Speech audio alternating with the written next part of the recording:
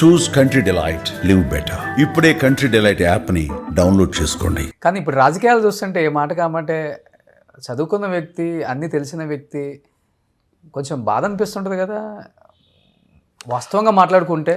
అంటే నేను నేను స్టూడెంట్ పాలిటిక్స్లో ఉన్నవాడిని రోషన్ గారు. నేను పవన్ కళ్యాణ్ గారితో చాలా సందర్భాలలో ఆయన కామన్ మ్యాన్ ప్రొటెక్షన్ ఫోరం పెట్టిండ్రు. తర్వాత తిరుపతిలో పార్టీ అనౌన్స్ చేసే వరకు కూడా చాలా క్లోజ్గా అనేక సందర్భాలలో. ఒక పెన్ను కూడా ఇచ్చారంట మీకు గిఫ్ట్గా, పెన్ను కూడా ఒకటి ఇచ్చారంట కదా, ఉందా ఇప్పటికి కూడా? ఉంటుంది మా వాళ్ళకి తెలుసు అది ఎక్కడుందో, లోపల పెట్టినాం. ఫస్ట్ సిగ్నేచర్ పెట్టాలా అని అధికారికంగా వచ్చే పదవి ఏదైనా ఉంటే దాంతో సంతకం పెట్టాలా అని అట్లే పెట్టా ఏండ్లు పెట్టి. మీరు ఇప్పుడు అయ్యారు MLC. I know, I kept it like that. Monte blank pen అది, మాంట్ బ్లాంక్ పెన్ అది. చూపెడతా మీకు, బోయేలోపు చూపెడతా. ఓకే, మీరు ఎంత పెట్టారు మరి ఖైరతాబాద్ ఎమ్మెల్యేగా కాంగ్రెస్ నుంచి? మంచిగా పెట్టినా, ఎంత అయితే అవసరమో అంత పెట్టినా. 50 పెట్టుంటారా? ఎంతనో పెట్టినా. నేను చెప్పి నా జైలు పంపుతారా ఏంది? రోషన్ గారికి ఏదో కోపం ఉన్నట్టుందండి నా మీద ఏదో కోపం ఉండొచ్చినట్టున్నారు. అటు ఇటు చేసి నాతోటి స్టేట్మెంట్ అనిపించి నా మీద ఎలక్షన్ కమిషన్ ఫిర్యాదు చేసి నన్ను ఏదో ఆగదు చేయాలనుకుంటున్నారు. మీరే అన్నారు కదా ఎంఎల్ఏకి ఎంత, ఎంపీకి ఎంత. ఫ్యాక్ట్స్ అది నా నోటి నుంచి ఎందుకు చెప్పిస్తారు? You simulate whatever you want. Politician చెప్తే కిక్ వేరుంటుందండి, నేను చెప్తే మీరు మీ కిక్ కోసం నన్ను మాత్రం నాకు కిక్ వేపిస్తారు ఎలక్షన్ కమిషన్తో. ఏదో కుట్రతో వచ్చింది మీరు నా దగ్గరికి. చిన్న టైం అండి. నేను 5 ఏళ్ళు అయిపోయింది, 2 ఏళ్ళు అయిపోయింది కదా అప్పుడే రేవంత్ రెడ్డికి. ఈ 2 ఏళ్లలో రేవంత్ రెడ్డి ఏం సాధించినట్టు ఏం చెప్తాడు? కేసీఆర్ గారి నామజపన, రామకోటి రాసినట్టు, కేసీఆర్ గారు కోటి రాసినట్టు, కేసీఆర్ గారి పైన దుమ్మెత్తి పోసినట్టు తప్ప కన్స్ట్రక్టివ్ గా కాంట్రిబ్యూట్ చేసిన చెప్పలేడు. అన్నిటికీ రేవంత్ రెడ్డి గారిని అంటే మీరు మళ్ళీ మీద ఏదో బలి కాదు కదా. మీ ఇద్దరికి పర్సనల్ రైవల్రీ ఏమైనా ఉందా? అంటే I'm talking about those days. ఆయన కలిసి మంచి జర్నీ చేశారు కదా. I know him very well. ఇప్పటికీ ఫోన్ లో మాట్లాడుకుంటారు? లేదు, ఇప్పుడు లేదా? లాస్ట్ కాల్ ఎప్పుడు మాట్లాడారు మీరు ఆయనతో? నేను లాస్ట్ కాల్ ఎప్పుడు మాట్లాడారు? నేను ఆ లాస్ట్ కాల్ ఎప్పుడో నేను పార్టీలో ఉన్నప్పుడే. కానీ మా లక్షణం, మేము బీసీ బిడ్డలం అండి. మా లక్షణం ఏంటి అంటే, మీకు కళ్ళెం అంటే తెలుసా? తెలియదు మీకు? తెలుసు. కళ్ళం దగ్గర కుక్కల్లా అంటూళ్ళం. ఏమి ఎక్కడ ఉంటే అక్కడ సేవ చేస్తాం సిన్సియర్గా. మేము ఇలా ప్రతిపక్షంలో ప్రజల కోసం. మీరు ఫోన్ చేస్తారా, ఇప్పుడు మాట్లాడతారా అని అంటే నేను చెప్తా ఉన్నా. సో నెంబర్ 1 ఏంటంటే, ఆయన పిసిసి అధ్యక్షుడు కావడానికి ఎంతో ఇంత కాంట్రిబ్యూట్ చేసిన వాడిని నేను. ఆయన కావాలా అని చెప్పని కోరుకున్నవాడిని. అది ఆయన ఆత్మకు తెలుసు. ఆయన దగ్గర ఉండేటువంటి హర్కార వేణుగోపాల్ గారికి, మల్లు రవి గారికి, వాళ్ళందరికీ బాగా తెలుసు నాతో ఏం పని చేయించుకున్నారు, నేను ఏం కాంట్రిబ్యూట్ చేసిన. ఆయన పాదయాత్రలు చేసి వస్తే మీటింగ్లో ఏం మాట్లాడినా, ఒక ఏఐసిసి స్పోక్స్ పర్సన్ అయ్యింది తెలుసు ఆయనకు. కాకపోతే ఏంటంటే పీపుల్ ఇప్పుడు యూజ్ అండ్ త్రో బిజినెస్ ఇది ఎంత. కానీ సీఎం అయిన తర్వాత కంప్లీట్గా మైండ్ చేంజ్ అయిపోయింది అంటారు. అంతే, సీఎం కాకముందే మారిండు ఆయన. సీఎం కాకముందే మారిపోయారు. అది కుర్చీలోకి రాగానే that's how he captured the power. Okay. ఈ సోనియా ఆయనతో నాకేం వ్యతిరేకత లేదు. మంచి పని చేస్తే మెచ్చుకుంటాం, దాంట్లో ఉందండి. ఇప్పుడు స్కాలర్షిప్ ఇవ్వమనిగో ఇప్పుడు ఇలా ఆర్ కృష్ణయ్య గారి నేతృత్వంలో మాసప్ ట్యాంక్లో ఇవాళ సోషల్ వెల్ఫేర్ డిపార్ట్మెంట్ ముందు పెద్ద ఎత్తున ధర్నా జరుగుతుంది. 8,000 కోట్ల రూపాయలు ఫీ రియంబర్స్మెంట్ ఇస్తలేరని చెప్పని ఇలా కొత్త చట్టం పట్టుకొచ్చిండు. ఫీ రియంబర్స్మెంట్ పథకాన్ని అమలు చేయాలంటే ఈ కండిషన్స్ అని చెప్పని.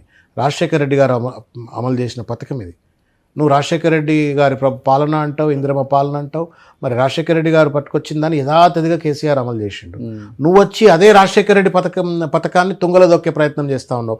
తిట్టరా ముద్దు పెట్టుకుంటారా మీరు చెప్పండి. ఓబీసీల కోసం కూడా బాగా ఫైట్ చేశారు మీరు అప్పుడు కోర్టులో, సుప్రీంకోర్టులో. కానీ నాకు గుర్తుంది అవి అంటే అనదొక్కబడ్డ వర్గాలు కదా. సామాజిక న్యాయం అనే సిద్ధాంతంతో రాజకీయాలకు వచ్చిన వాడు నేను చిరంజీవి గారితో. సో నేను ఎందుకు కొట్లాడతాం బరాబర్. చిరంజీవి గారి బర్త్డే కాల్ చేసి విష్ చేశారా? కాల్ చేయలేదు. Maybe I tweet. ఫోన్లో మాట్లాడుతుంటారు అప్పుడప్పుడు? ఇప్పుడేం లేదు, అస్సలు లేదు. మధ్యలో మీకు ఎమ్మెల్సీ వచ్చినప్పుడు విష్ చేయటం కానీ జరగలేదు. But okay, they are also busy and I'm also. నాకు పొద్దున్న లేస్తే నాదొక ప్రపంచం, వారిదో. Everybody has a universe.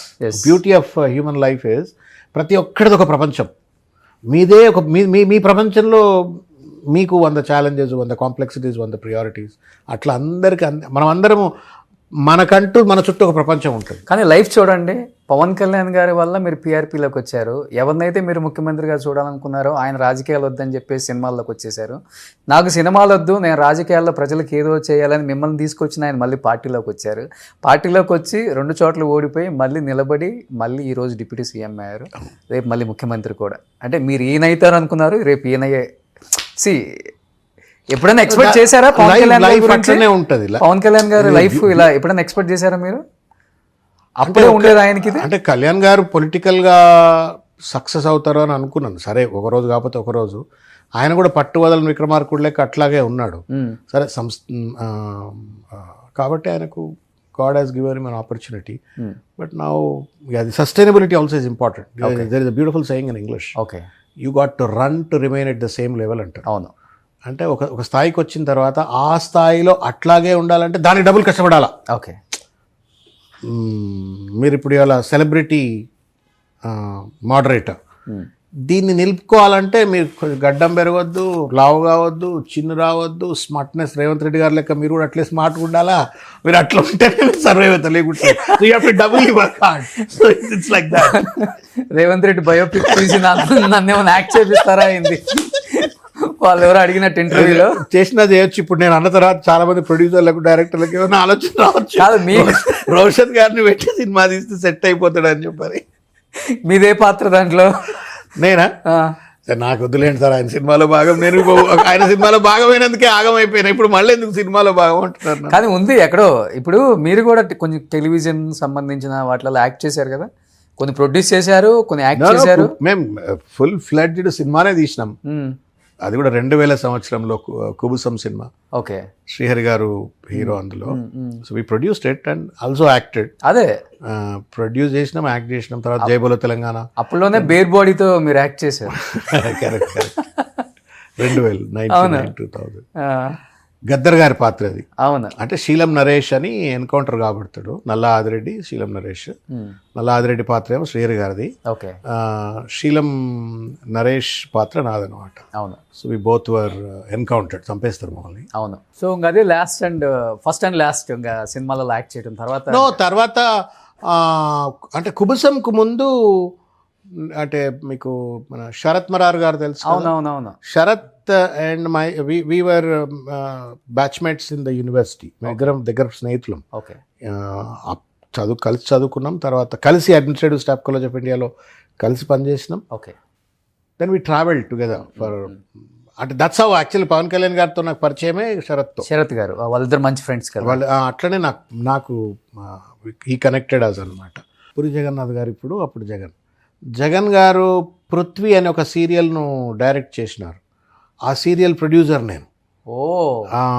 తర్వాత నేను శరత్ కలిసి దూరదర్శన్కు కొన్ని ప్రోగ్రామ్స్ చేశాము, కొన్ని సీరియల్స్కు స్క్రిప్ట్ రాయటము, కొంత అంటే there is an exposure to media. It is అంటే film making, TV serial making అట్లా. సో ఇప్పటికి ఉందా టచ్ సినిమా ఇండస్ట్రీతో?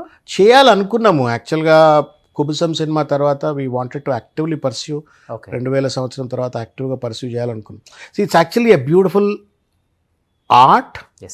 తర్వాత it's also a science. You need not 100 కోట్ల బ్యాగులు పట్టుకొని వచ్చి సినిమాలు తీయాల్సిన అవసరం కూడా లేకుండా సినిమా తీయొచ్చు. డిసిప్లిన్ ఉండాలా, నిబద్ధత ఉండాలా, ఒళ్ళు దగ్గర పెట్టుకొని పని చేయగలిగేటువంటిది, అడ్డమైనటువంటి అవేగేషన్స్కు లోను కాకుండా పని చేయగలిగితే you still can make. It's a beautiful business.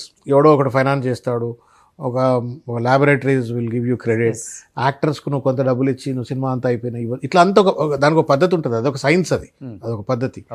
So having scene కుబుసం experience మేము చేసా. వర్షం సినిమా డైరెక్టర్ ఉండే, శోభన్ అని ఉండే. శోభన్ గారికి అప్పుడు ఆ రోజుల్లో మేము 5 lakhs ఇచ్చి ఆయనతో సినిమా తీయాలని ఆఫీస్ పెట్టి స్టోరీ రైటింగ్స్ అదంతా చేశాము. ఇన్ ద డ్యూ కోర్స్ పాపం ఆయన చనిపోయినారు. సముద్ర అని ఇంకో డైరెక్టర్ ఉన్నాడు, వి సముద్ర గారు. పెద్ద ఆయన, ఇప్పుడు పెద్ద మనిషి అయినట్టున్నాడు. సముద్ర గారితో ప్లాన్ చేశాం. హరికృష్ణ గారితో ఒక సినిమా అనుకున్నాము. తర్వాత మోహన్ బాబు గారు అబ్బాయితో ఆయన ఒక స్టోరీ పట్టుకొచ్చాడు. స్టోరీ అంతా రాయించిన తర్వాత నాకు ఆ స్టోరీ నచ్చలా. మొత్తం స్టోరీ రాయించారు. స్టోరీ అంతా రాయించిన తర్వాత ఫైనల్ హియరింగ్ ఈ మన రోడ్ నెంబర్ 10లో ఆఫీస్ గెస్ట్ హౌస్ ఉంటుండేనండి, ఆ గెస్ట్ హౌస్లో పెట్టి రాపించిన తర్వాత స్టోరీ నాకు నచ్చలే. వీ కాంట్ డూ ఇట్, ఈ సినిమా చేయలేం, చేస్తే నష్టమైపోతామని నేను ఓకే. తెల్లారిపోతున్నట్టు early morning 5 o'clock Mohan Babu గారికి వెళ్ళి స్టోరీ చెప్పాలని ఆయన కమిట్మెంట్ అయ్యి వచ్చాడు. ప్రొడ్యూసర్లు వీళ్ళు స్టోరీ ఇది అని. నేనన్నా ఇది వర్కౌట్ కాదు, ఇది మీరు ఏమైనా మారిస్తే తప్ప వర్కౌట్ కాదు, వద్దు అని. But that was produced by Mohan Babu later. మేము స్టోరీ అంతా మేము డబ్బులు ఖర్చు పెట్టి అన్ని చేసి మేము రాపిచ్చాము. బట్ తర్వాత వారు దాన్ని వారి పద్ధతిలో వారు మార్చుకొని ఉంటారు. సెలీనాతో సినిమా తీశాడు. ఆ స్టోరీ మాది, అంటే ఇనీషియల్గా అంటే మేమే అప్పుడు we were suppose to produce. నాతో పాటు ప్రదీప్ రెడ్డి అని Stanley engineering college, Methodist engineering college, మేమంతా బ్యాచ్మేట్స్ అన్నమాట. సో అట్లా మేము అనుకున్నాం. ఇక దట్ సస్టైనబిలిటీ లేదు, తట్టుకునే పరిస్థితి లేదు. అది టెనాసిటీ కూడా ఉంటుంది కదా, ఎంత గుంజులు వదిలిపెట్టేసి ఇక సీరియస్గా మళ్ళీ కార్పొరేట్ సెక్టర్లో నా పని అనమాట. సో ముద్దని వదిలేశారు సినిమాలు. బట్ మంచి బంధాలు వదిలేసినాం అని అనలేము. ఇప్పుడు కూడా ఏమైనా అవకాశం ఉందా? ప్రొడ్యూస్ చేస్తారా? Priorities have changed in life. పొద్దున్న వేస్తే పాలిటిక్స్లోనే చచ్చిపోతున్నాం మేము. We have to come back to power now. Okay. మాకు ఇప్పుడు ఇమీడియట్ గోల్ ఇస్ ముఖ్యమంత్రిగా కేసీఆర్ గారు మళ్ళీ కుర్చీలో కూర్చోవాలా. సుమన్ టీవీలో మీ పర్సనల్ అండ్ బిజినెస్ ప్రమోషన్స్ కోసం కింది నెంబర్కి కాంటాక్ట్ చేయండి.